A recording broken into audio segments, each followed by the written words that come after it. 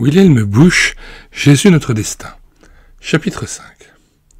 Que devons-nous faire? Dans une des nombreuses lettres que je reçois, quelqu'un me posait récemment la question suivante. Dans vos prédications, proclamez-vous vos propres convictions ou simplement la doctrine de votre Église? Je lui ai répondu. Je transmets le message de la Bible. Et à votre adresse, j'ajouterai, tant que vous n'écouterez que les opinions du pasteur Busch, vous serez frustrés, car elles ne vous seront pas d'une grande utilité. Ce qu'il vous faut, c'est entendre la voix de Jésus, ou, comme il le disait en parlant de lui-même, celle du bon berger. Mon rôle à moi est de contribuer, avec mes faibles moyens, à ce que soit un peu mieux perçue cette voix du berger de nos âmes.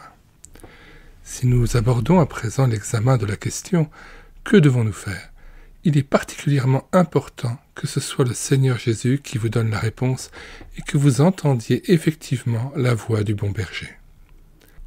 Mettez un terme à votre incrédulité.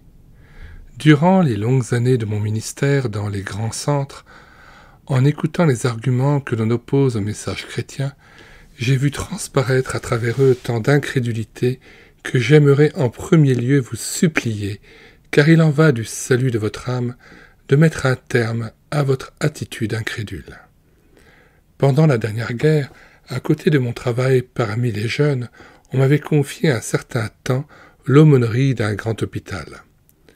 J'allais un jour frapper à la porte d'un malade lorsque je vis une jeune infirmière accourir de l'autre bout du couloir et me dire, tout essoufflé, « S'il vous plaît, monsieur le pasteur, n'entrez pas dans cette chambre. » « Et pourquoi pas ?» lui demandai-je.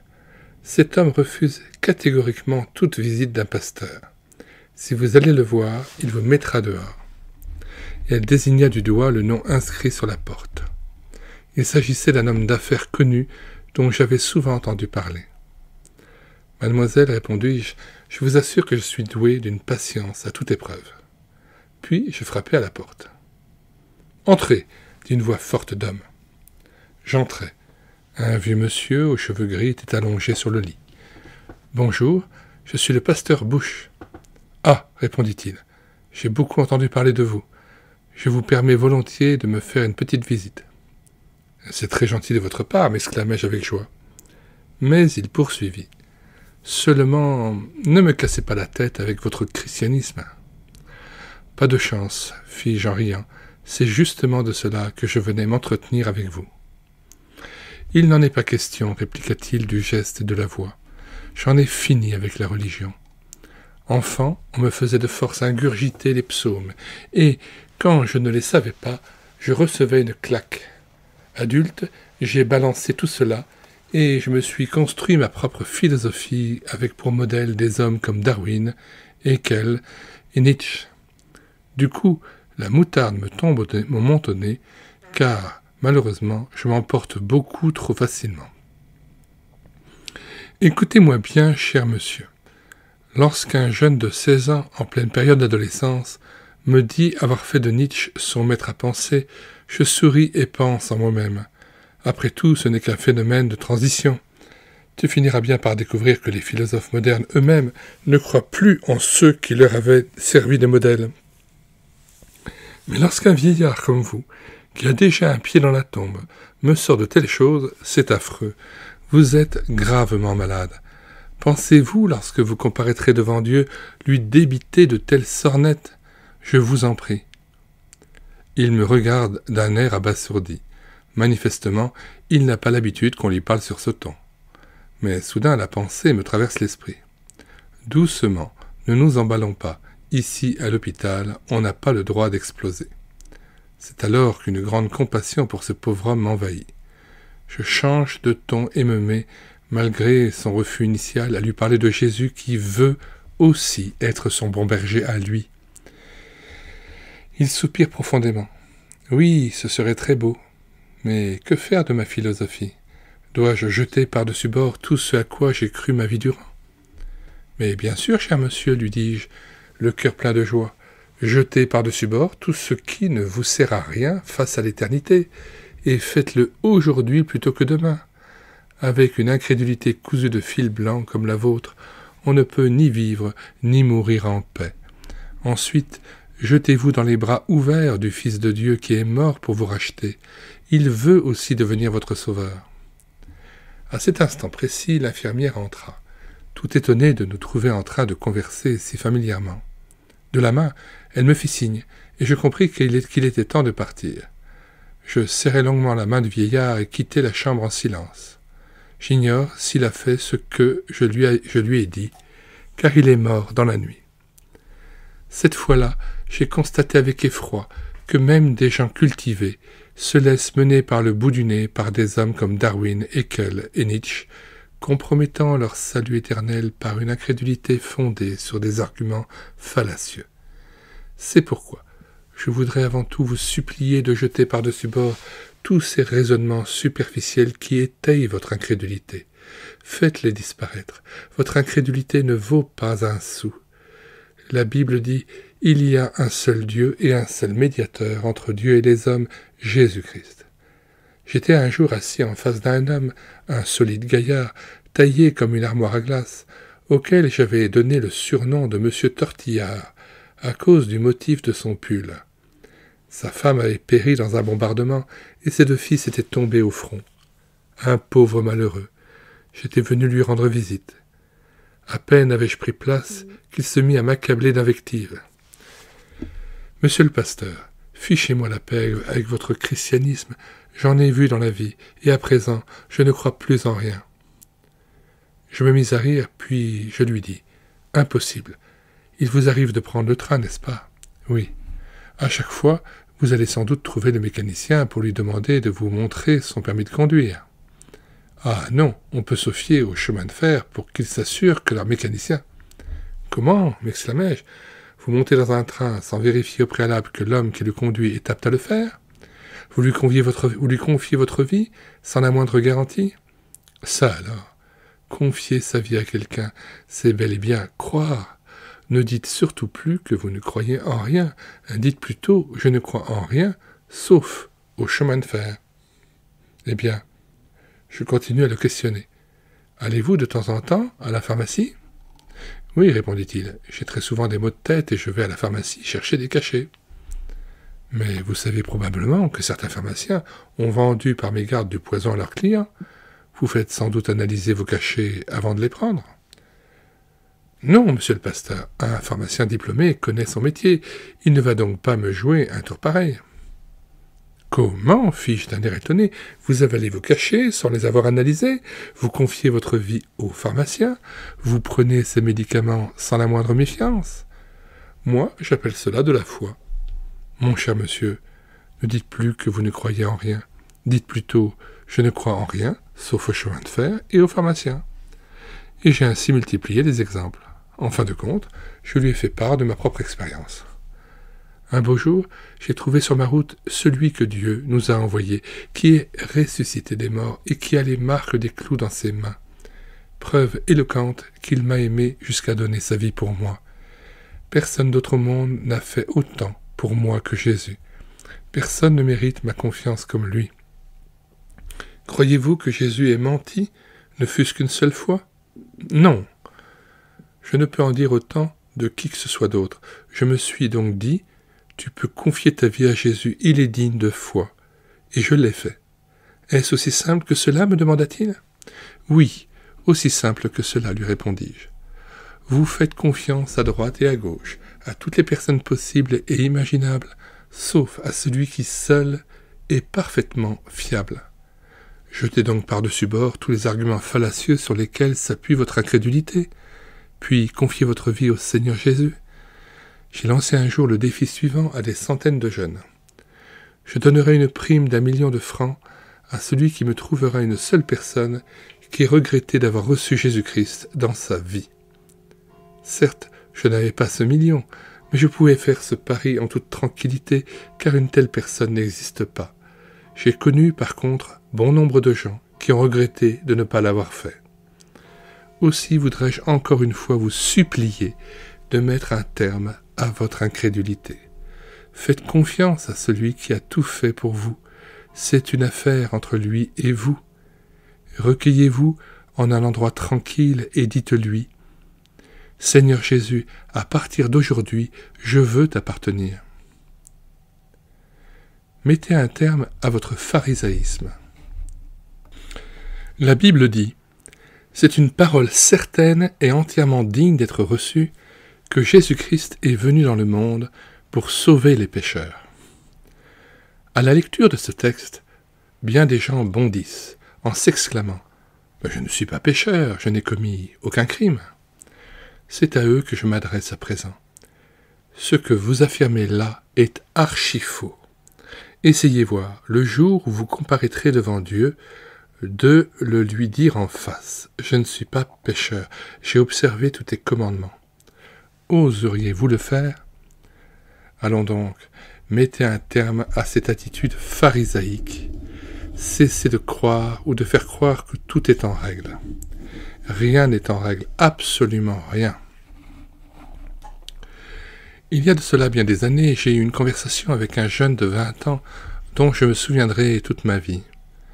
Un jour donc, l'ayant rencontré, je lui dis « Mon cher Heinz, il y a un bon moment que je ne te vois plus à nos études bibliques et nos réunions de jeunes. »« C'est vrai, me répondit-il, mais monsieur le pasteur, j'ai entre-temps réfléchi à la question. Vous parlez sans cesse de Jésus qui est mort pour les pécheurs. En ce qui me concerne, je ne ressens pas le besoin d'un bouc émissaire qui se charge de mes péchés. Si j'ai fait quelque chose de travers et que Dieu existe, j'en répondrai moi-même devant lui.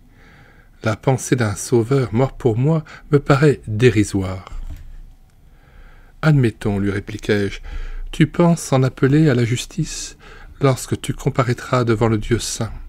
C'est ton droit.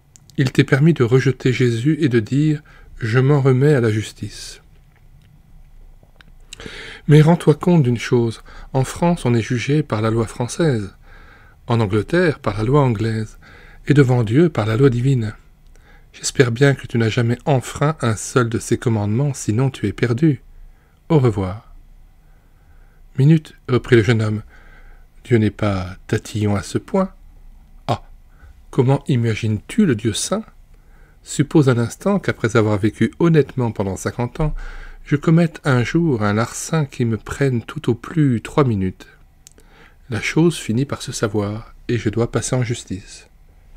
Au cours de l'audience, je m'exclame « Monsieur le juge, ne soyez pas si tatillon.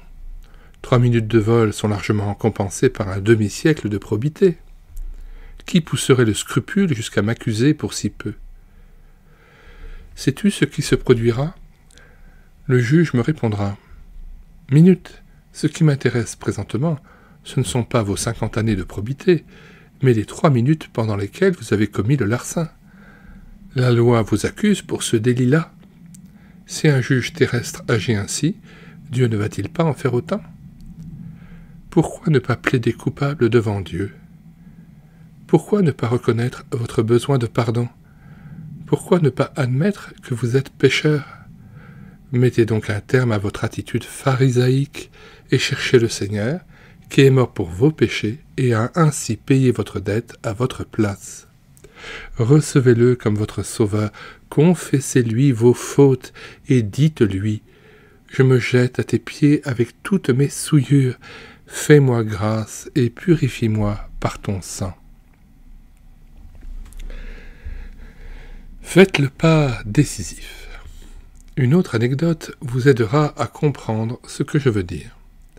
C'était au début de la période hitlérienne. Il fallait que je prenne contact avec un haut dignitaire nazi. Je le fis avec crainte et tremblement, car les pasteurs n'étaient pas spécialement bien vus par le régime. À mon grand étonnement, au lieu de me mettre dehors, cet homme m'écouta gentiment. À la fin de l'entrevue, je lui dis « Il m'est rarement arrivé d'avoir été traité avec autant de bienveillance par un de vos collègues. Je voudrais vous en remercier. Et puisque vous avez été si aimable, j'aimerais vous faire un petit cadeau et vous laisser le message qui m'a été confié.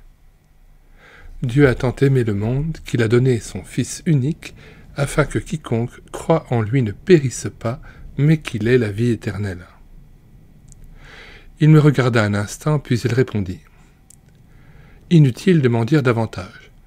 Mes parents sont croyants et m'ont enseigné ces choses dès ma tendre enfance.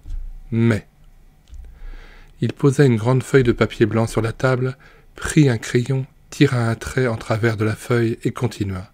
« Voyez-vous, monsieur le pasteur, je sais tout cela. Mais pour la voir, il me faudrait franchir une ligne comme celle que je viens de tracer sur le papier.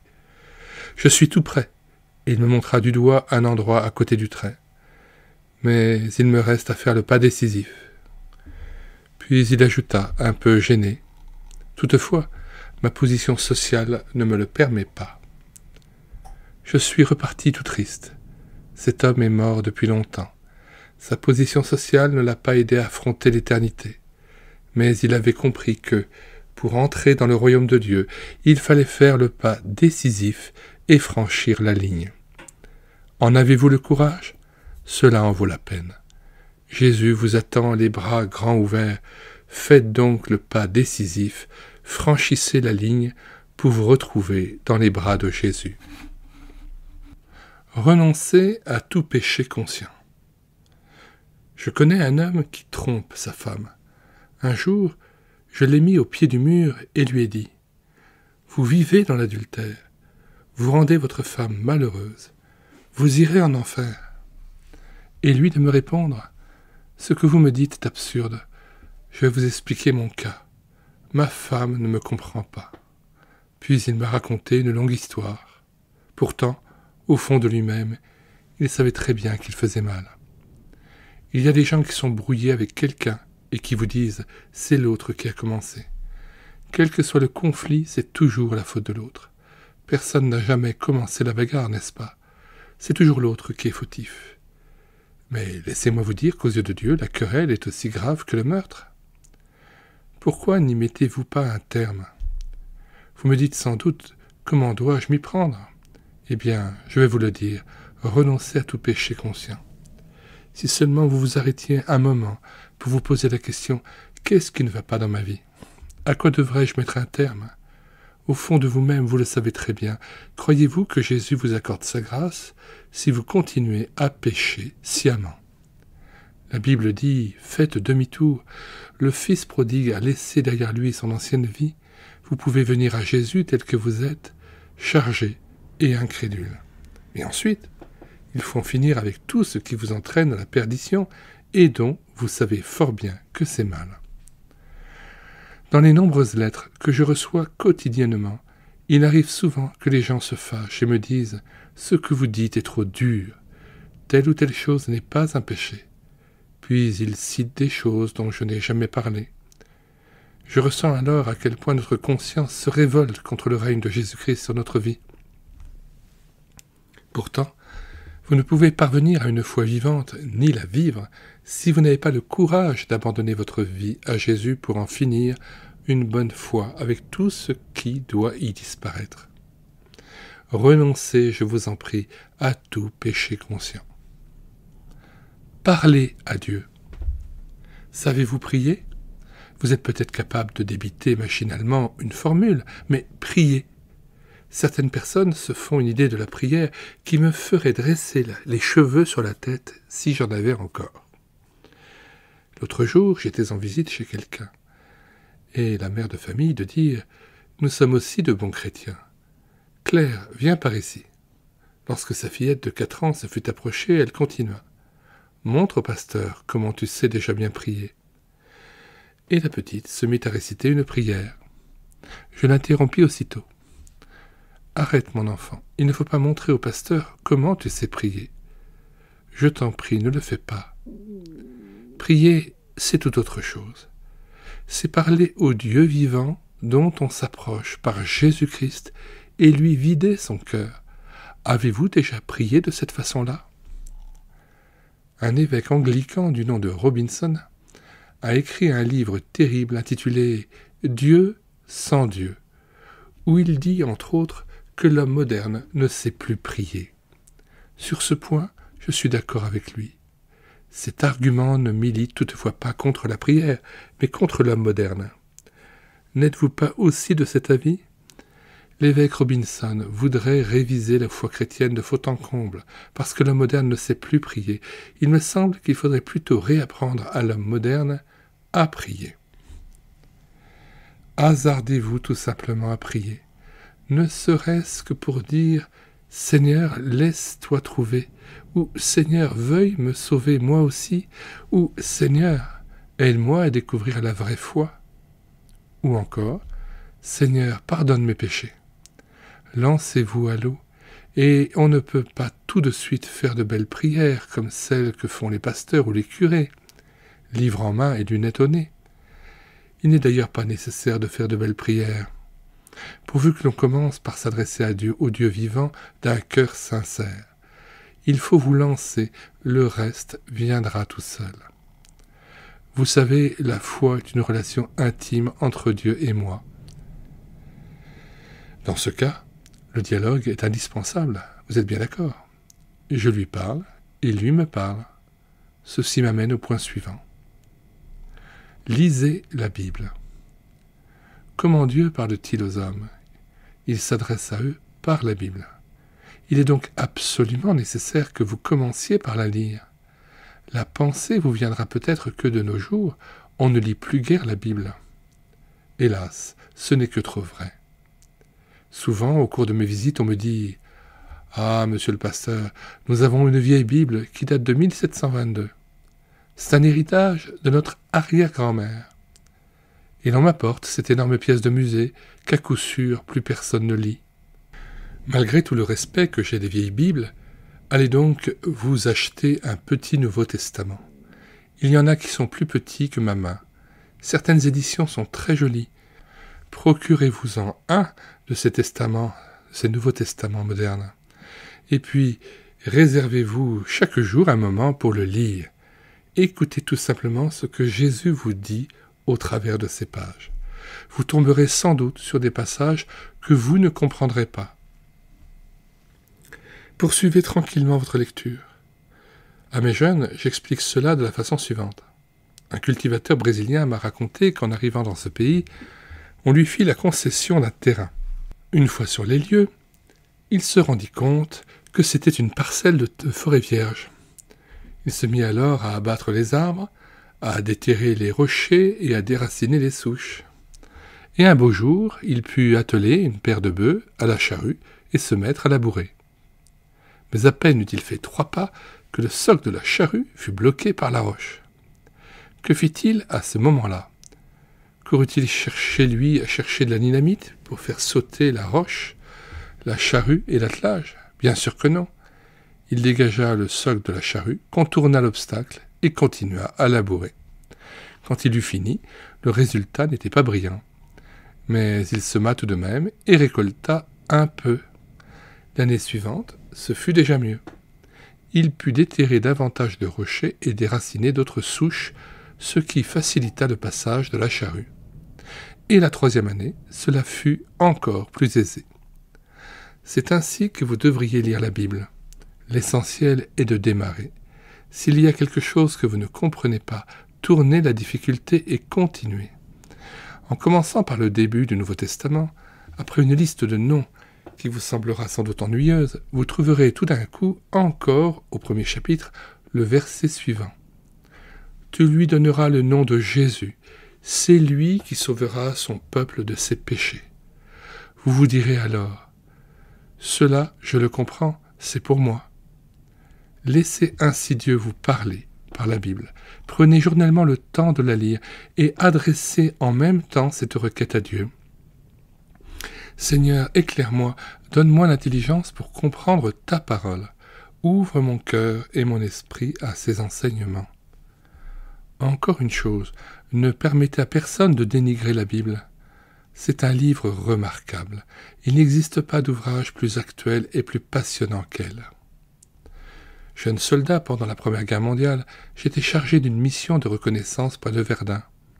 C'était le soir, à l'heure du crépuscule. J'étais assis au bord d'un ravin, et voilà que, juste avant la tombée de la nuit, j'aperçois soudain une cuisine roulante ennemie, sans doute partie un peu trop tôt, cahotée à travers un espace dénudé de la forêt. Jamais nous n'aurions imaginé que l'on pouvait passer par là. Mais cette cuisine roulante, qui n'avait pas attendu la tombée de la nuit, nous avait fait découvrir une des voies d'accès aux positions ennemies. Si une cuisine roulante pouvait s'y frayer un passage, les renforts d'infanterie et de munitions parviendraient également par là au camp ennemi. La voie en question était donc une voie stratégique que nous n'allions pas épargner. Au contraire, nous l'avons pilonnée toute la nuit. La Bible est pour ainsi dire la voie de ravitaillement en vivres et en munitions par laquelle Dieu envoie des renforts aux chrétiens.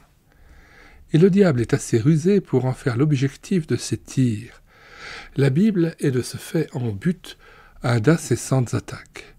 Le gamin le plus bête dira « bof ». Il faut être complètement dingue pour lire un tel livre. Et le professeur le plus savant cherchera à prouver que c'est un livre comme les autres. Vous avez compris. Sur ce point, ils sont tous d'accord. Tir de barrage sur la Bible. Mais si vous voulez devenir enfant de Dieu et être sauvé, il ne faut pas en tenir compte. Ne permettez à personne de dénigrer la Bible. Elle affirme elle-même avoir été écrite par des hommes remplis et éclairés par le Saint-Esprit. Quand vous vous serez mis à la lire, vous ne tarderez pas à constater qu'un autre esprit, un esprit divin, l'anime. Quelqu'un s'est un jour plaint à moi en ces termes. La Bible est pour moi un livre fermé. Je voudrais être sauvé, mais la lecture de la Bible ne m'apporte rien. Je lui ai répondu, « Priez Dieu de vous donner son esprit, demandez-lui pendant des mois s'il le faut. Seigneur, fais-moi don de ton esprit pour que je puisse comprendre ta parole et que j'accède à une foi vivante. Vous pouvez me croire, Dieu vous répondra.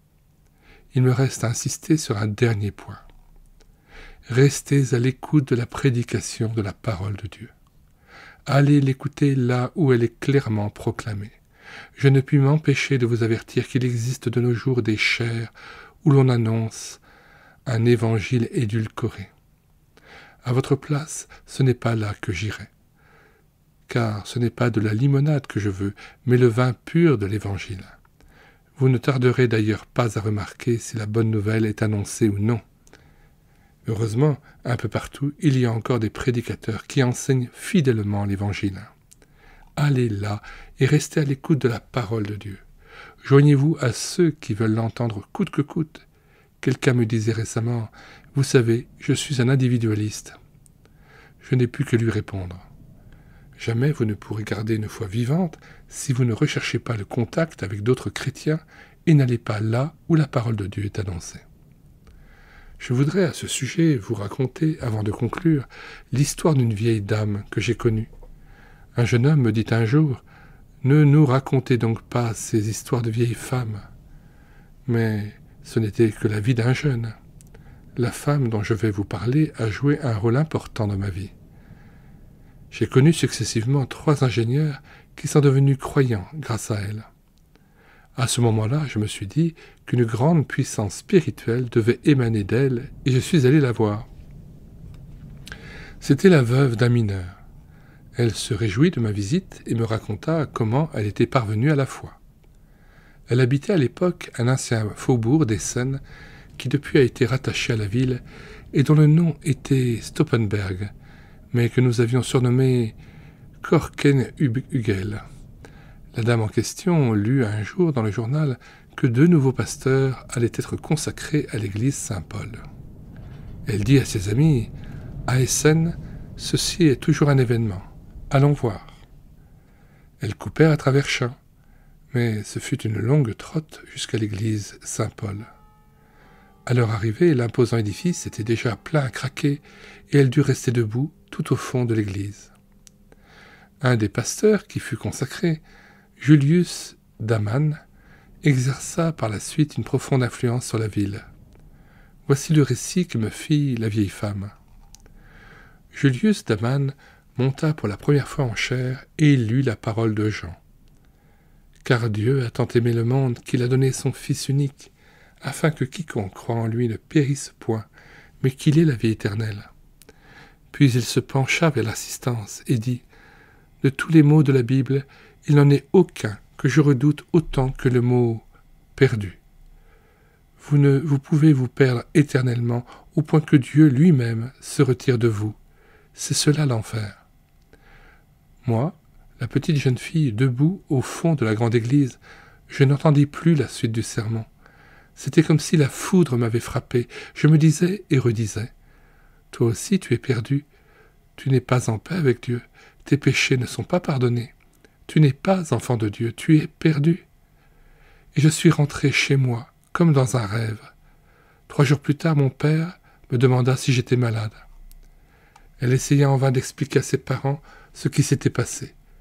Tout ce qu'ils surent lui dire, c'est qu'elle était devenue folle, qu'elle était malade des nerfs. Personne ne comprit son angoisse mortelle à la pensée qu'elle était perdue.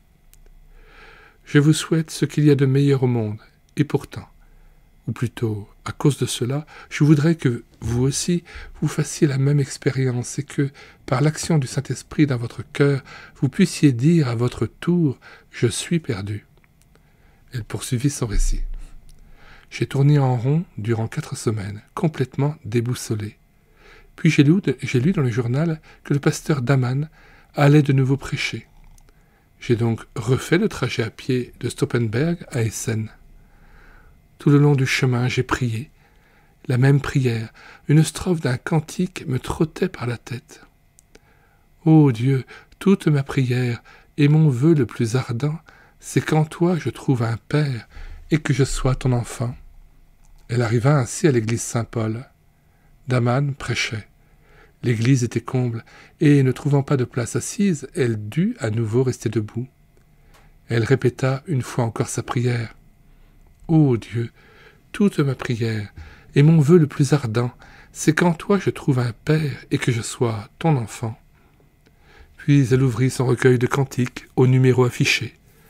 À son grand étonnement, c'était le cantique qu'elle venait de réciter.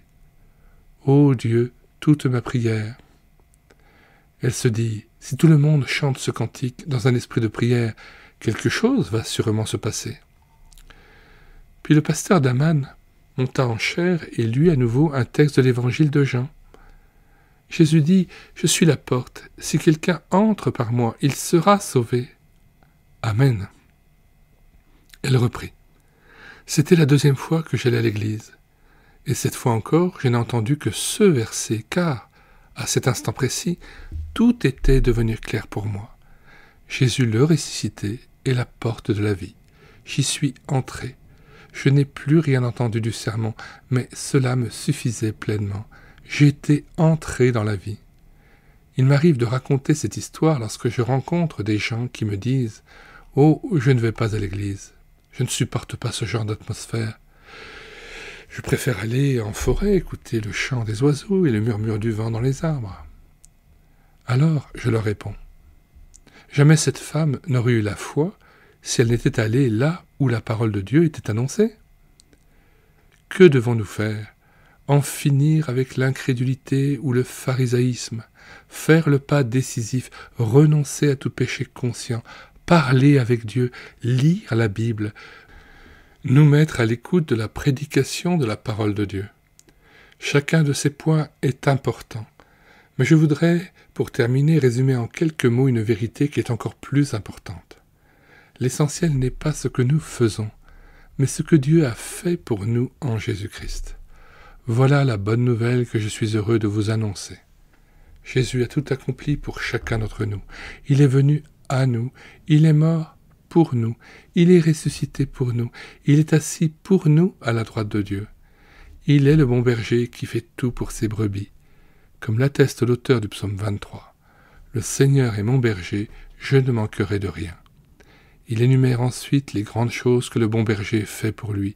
Mon ardent désir est que vous puissiez dire à votre tour, « Le Seigneur est mon berger. »